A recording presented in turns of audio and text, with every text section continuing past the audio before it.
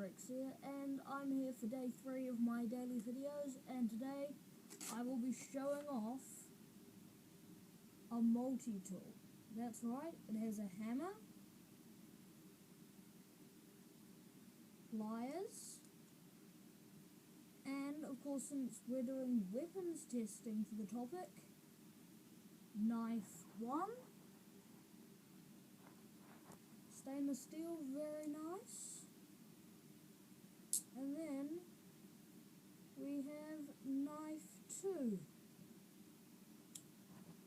A serrated knife, also a certified nail filer, very nice, wouldn't you agree? We will be doing our demonstration on this piece of fabric. Now, I'm going to do some damage to it, and I'll show you the finished product. And I think we were pretty successful. And as always, guys, if you enjoyed day 3 of our daily videos, make sure to hit that like button. Subscribe if you're new, which most of you are. Have fun, dudes, and have I stay.